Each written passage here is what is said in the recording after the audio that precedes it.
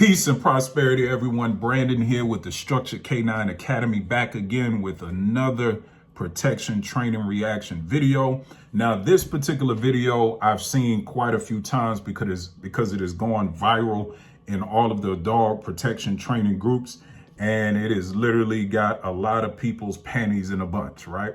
And the reason why is because it's exposing the weakness in the current popular way of training protection dogs, right?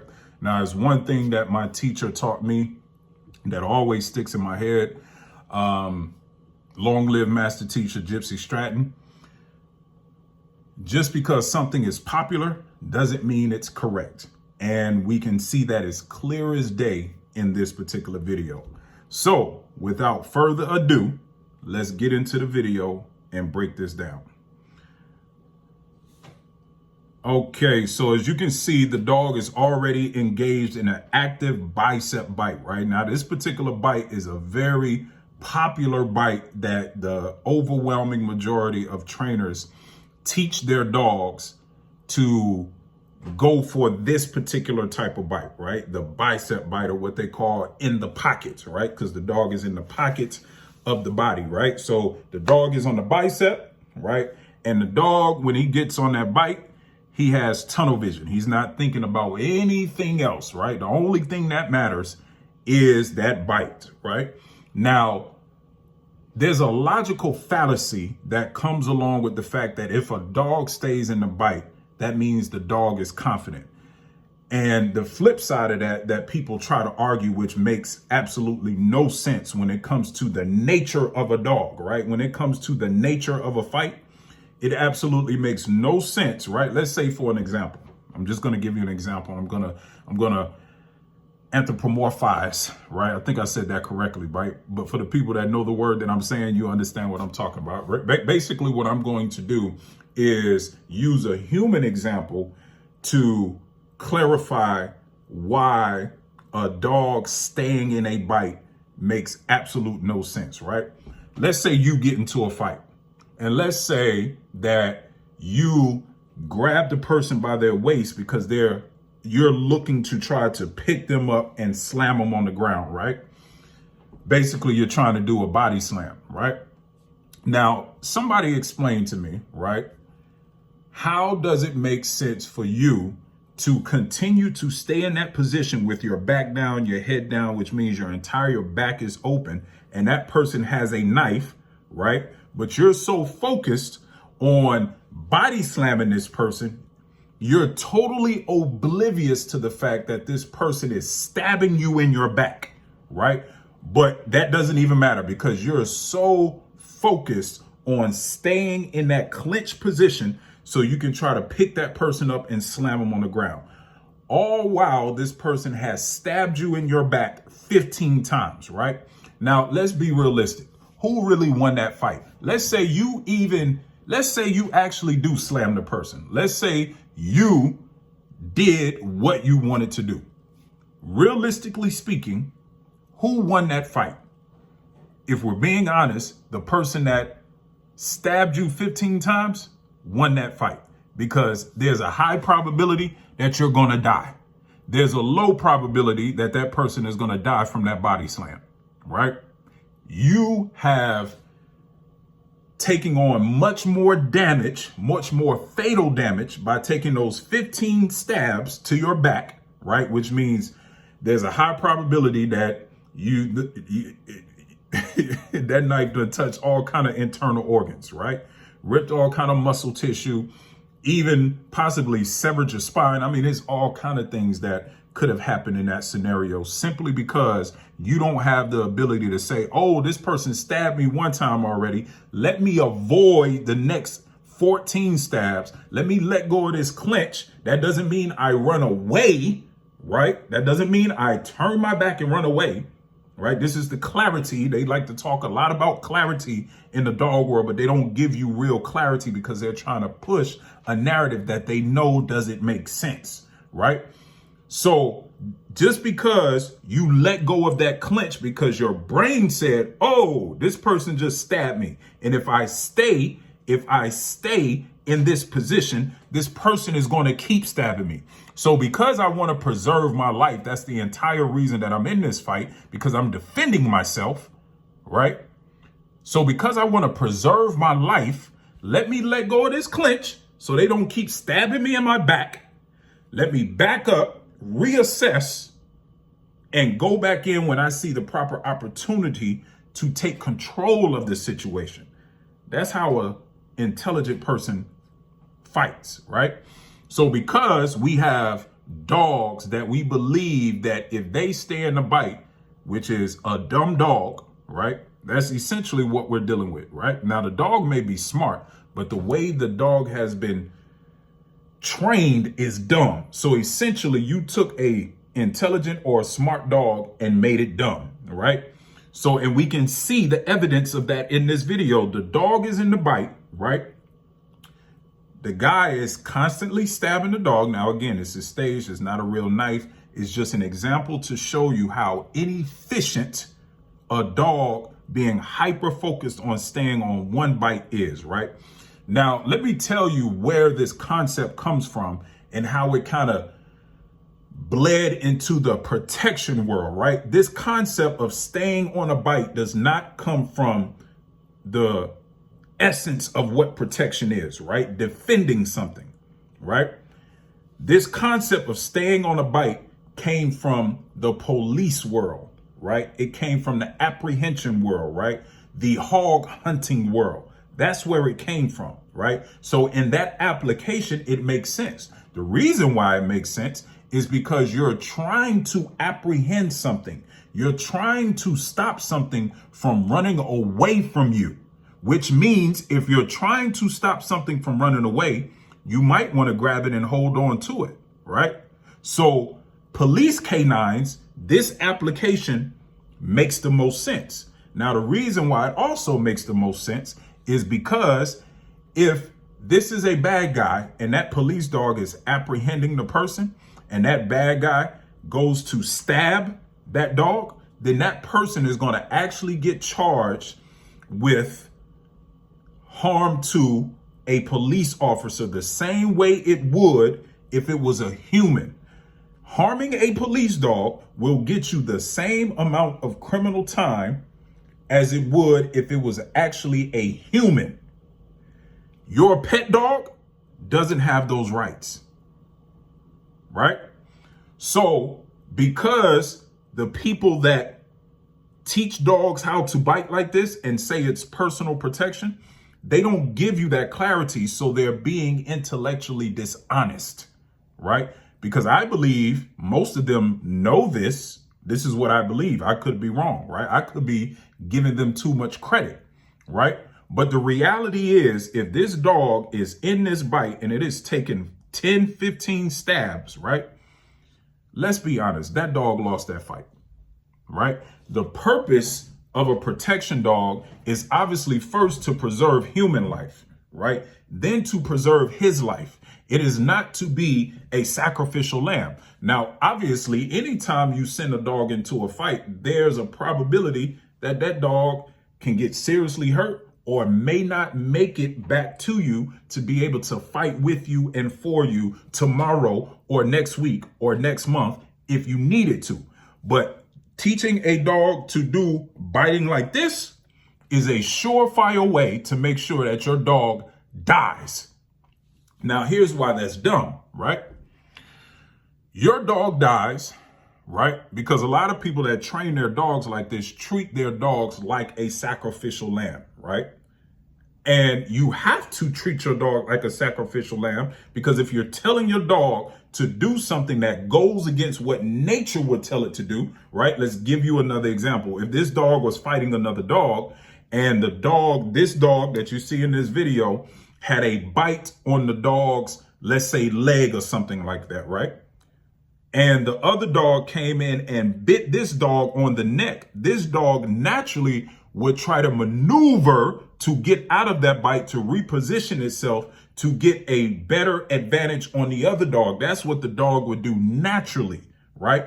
But because we've bred dogs and we train dogs to go against nature, We, not me, I'm just saying we in general, as in the dog protection world, have come to this logical fallacy that if a dog stays in the bite like this, that means the dog is confident. No, it doesn't. That means the dog is conditioned to do something. That doesn't mean it is confident. Just because the dog lacks the ability to be aware of its surrounding, that does not equate to the abundance of confidence. That's not how that works. That just means that dog is dumb. That's all that means, right?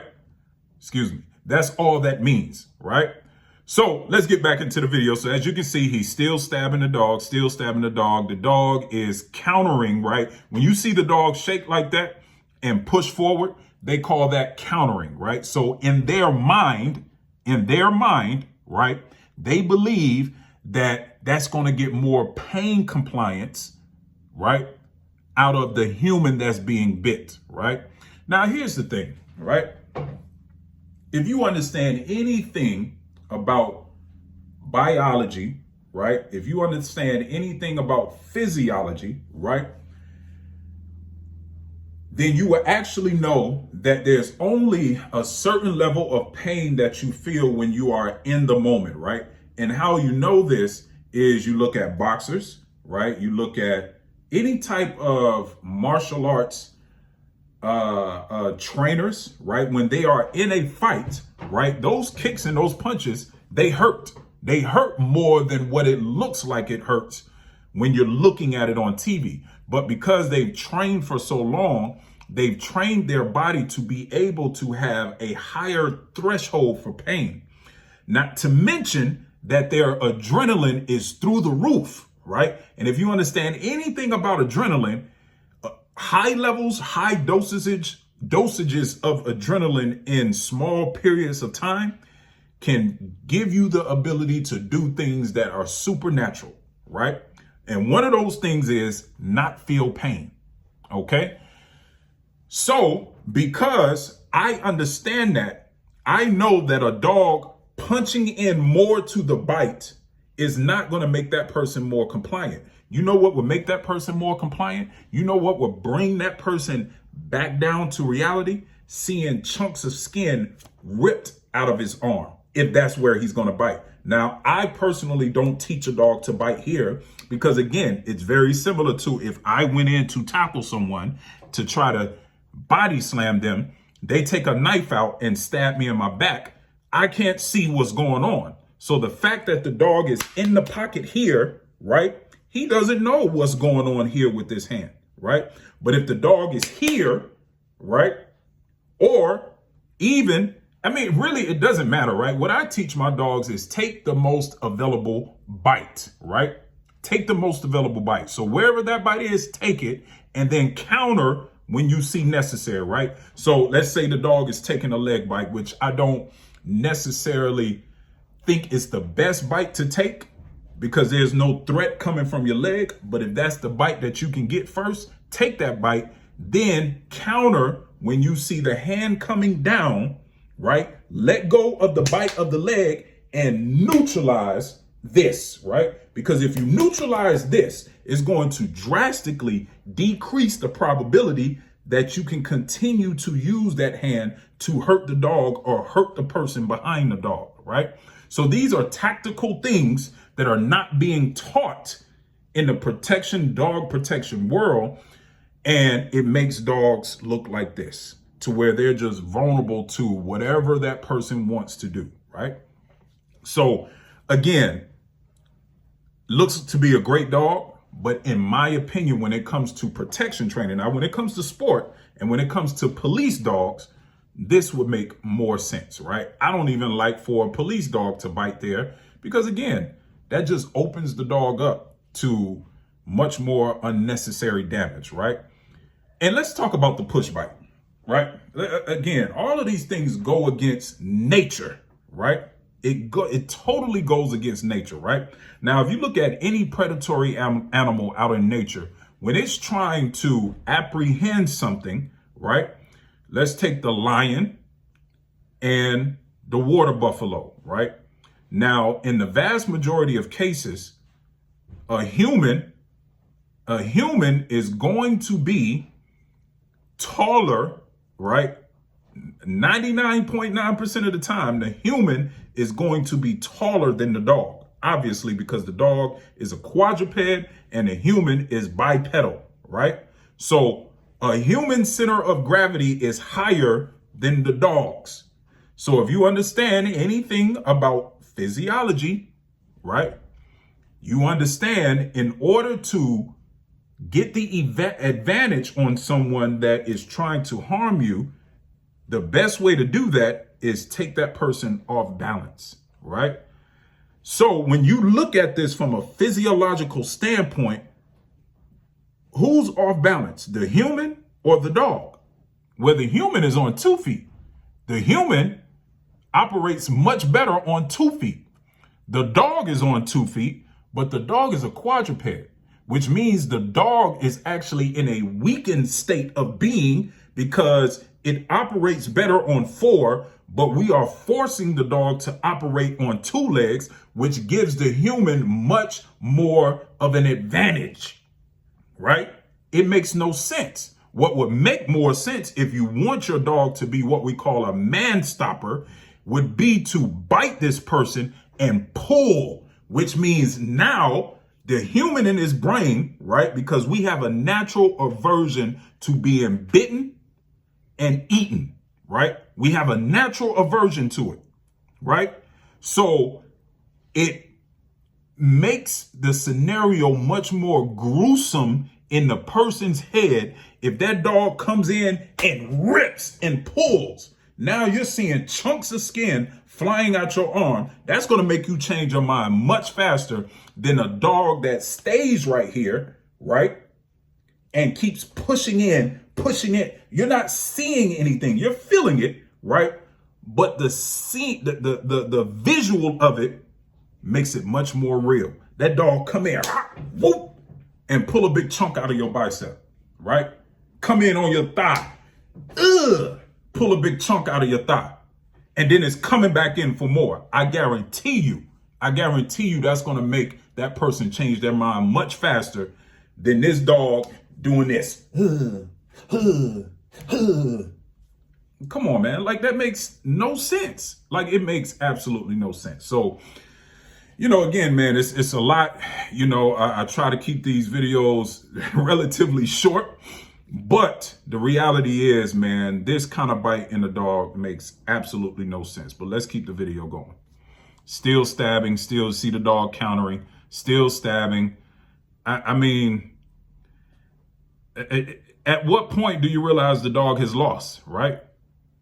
Like, this is crazy, man. It's crazy how we teach dog stuff and we popularize it, and it makes no sense. Now, perfect example, right? So now you see we're going into the next video. Now, this is a different dog, right? Now, this is how I would train my dogs, right? This is how I train my dogs. This is how I train my customers' dogs. This is the true way to counter. Avoid the danger, but stay engaged, right?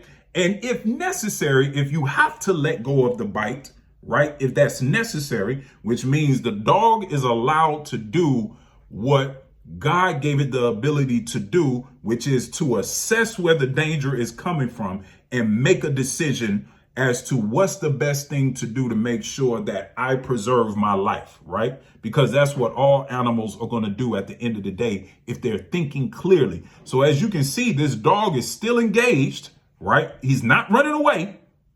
He's just circling in a 360, which if you think about that tactically, don't you think it'll be much harder to harm a dog if it's circling like this away from you? So not only is it pulling you, which means it's pulling you off kilter, it's pulling you off balance, right?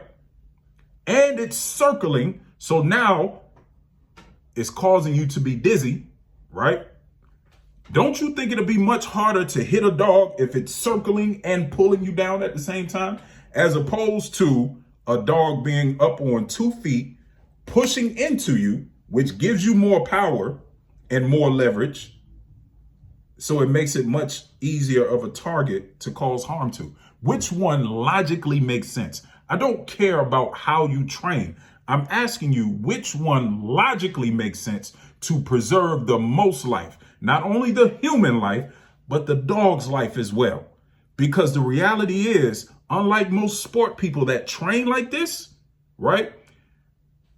The turnover ratio for dogs is ridiculous in the sport world. So their dog can die today and they'll have another dog ready to go tomorrow. The average everyday person, they got one dog. So if that dog dies and they want to get another dog, it's damn near a 2-year process to replace that dog that just died to where it didn't have to. It can still do the job that you need it to do, clearly, because you can see the dog is circling. You can see the guy's trying to cross his body to hit the dog because the dog is circling in a clockwise manner, right? It's not circling into the hand. It's circling away from the hand that's trying to hit it, right? It's circling this way. The danger is coming from this way, right? These are tactics that are taught. You get what I'm saying? This is the difference between a personal protection dog and a sport dog. The first dog is a sport dog. The second dog, that's a personal protection dog. Let's finish the video. Still circling clockwise. The guy is very hard for him to hit the dog. The dog is still, the dog is still engaged. It's not running away, right? So that's the end of the video. So look, folks, as always, it's never anything personal, right? This is definitely not anything personal with this guy. I don't even know this trainer's name because I don't think the video that I'm looking at is the original poster of the video. But it's definitely nothing personal against this guy because I believe this is a great video. This is an excellent display of defense, an excellent display of defense. And it has nothing to do with the psychology of the dog. It has everything to do with how that dog is tactically using his best weapon, his mouth, while staying engaged and preserving life across the board, human life and dog life, right? And that's what it's about. That's what it's about, preserving all life the best you can, right? So anyway, folks, that's the video, right? If you have any videos that you would like me to review, make sure you send them to my email, thestructuredk9academy@gmail.com. But send me the link to the video, right? Make sure you send me the link to the video, right? Because if you try to send me a video, it may be too long and all of that stuff. So just send me the link to the video, right? And I will review the video.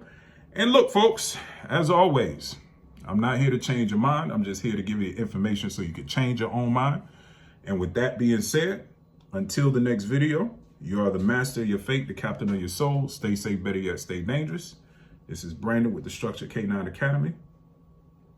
Peace.